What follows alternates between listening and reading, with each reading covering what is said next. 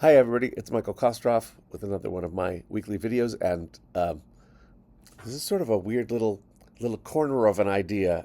And I love focusing on stuff that we may not come to mind, and we or may not come up in our discussions in acting classes or whatever. I like to find a little dark corner we haven't explored. And this is my third attempt at this video because I got all knotted up in trying to figure out how to express this. But the topic that I'm talking about is being conscious of our demeanor and our behavior and how we present ourselves in our slates and conversations with casting people, and with an eye towards reflecting and supporting the kinds of roles we play, or perhaps the specific role that we are playing that particular day. I'll use examples that will illuminate this further. I was coaching a client of mine, and there is perhaps a discrepancy between the kinds of roles she typically plays and who she is in real life, very similar to me. She is a sweet Southern woman. She was raised in the South. She's very polite. She tends to be apologetic and accommodating.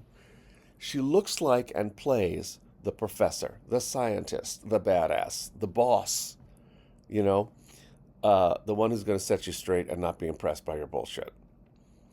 And so we've been talking about her really kind of breaking the habit of being apologetic and subservient, and taking up her space because it's going to help support their perception of her in the roles that she's most right for. And it's subtle, guys. It's subtle. It's the difference between, like, if you're in a live Zoom and you go, "Oh, guys, I'm sorry, I got on the wrong page." Version 1 or version 2 of, I seem to be on the wrong page. Let's go back. That's all. Both pleasant, both fine, but the second one is more like the kinds of parts that she plays. You know, it's a subtle difference. I play lots of people who are together and know their shit and are experts on things. So, although I don't feel like that kind of guy in real life, I've got to, present myself in a way that is organized. And yes, it does come up in the slates. I kind of believe in a bit of a slate subtext, right? If I'm auditioning for the role of a therapist, it's going to be different than auditioning for the role of a lawyer.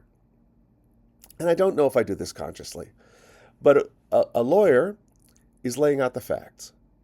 So, and again, I'm not like acting in particular, but I'm letting you know. Hi, I'm Michael Kostroff. I'm 5'9". I'm currently based in New York. Those are facts. A therapist is going to make sure that you're receiving the message. Hi, I'm Michael Kostroff. I'm 5'9", and I'm based in New York. It's a subtle difference. It's in my brain, and it's not acty, but it is supporting in my behavior the role that I'm going up for. I hope this is, I say this every week. Every week I say, I hope this is making sense, and that's the habit that I'm trying to break, because invariably it does make sense, because you're smart people, and you speak the language of actors. So yes, in the case of this woman that I was coaching, I've really been encouraging her to get rid of the apologies and to get rid of the, I'm not worthy to be here, and, kind of act like the biggest balls in the room. Not in a belligerent way, not in an aggressive way, not in a way that is false, but in a way that helps the folks on the other side of the equation go, got it. That's who she plays, and I guess the bulk of my message is to say that that's real estate that we don't want to waste. And an even better way to think of it is, how can we be most helpful to the people on the other side of the equation?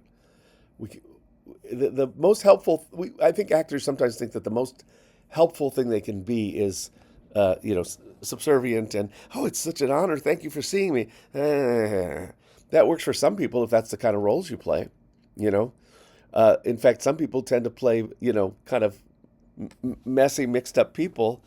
And in that case, that person can go, hang on, wait, what's this scene? Which one? Oh, yeah. Oh, I forgot we were not doing that other one. That's totally fine for the right person. Totally fits great, If you're like somebody who plays lots of stoners, they're like, wait, hang on. Wait, which one is this? Oh, I had this other audition. Yeah, beautiful. You know, uh, it could be totally interesting and fine. Um, but yeah. It's just something to think about. It's something to think about. Bringing the essence of, and I don't like that word brand, but you know what I mean. You know, your sort of a market, the type of roles you tend to play, and bringing that into the way you present yourself in your slate, in the conversations, in the time between the scenes, in the live Zooms, in the live in person auditions. I cracked myself up remembering this, but I was once auditioning. It was a live theater audition um, for the role of Meyer Lansky, this Jewish gangster. You know, I mean, you know me. I'm not particularly confident, certainly not arrogant, but I'm auditioning for this gangster.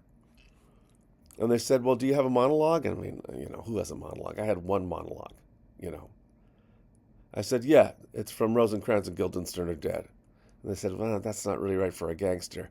And before I even knew what I was saying, I said, "It is the way I do it." Who the fuck is that? But it was right for the role. It was right for the role. That response was right. I said, "It is the way I do it." And they're like, "Ooh, okay." I got very close to booking that role.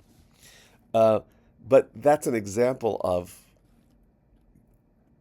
tailoring the behavior to fit the role. Thoughts. Give me your thoughts. I'd love to know what you think. I think it's again. I think it's something we don't think much about, and we sort of our fallback position tends to be little shy little rabbits, and I don't think that's always the best way. All right, gang. That's me, and I'll be back next week with some more thoughts. All right. Take care. Bye.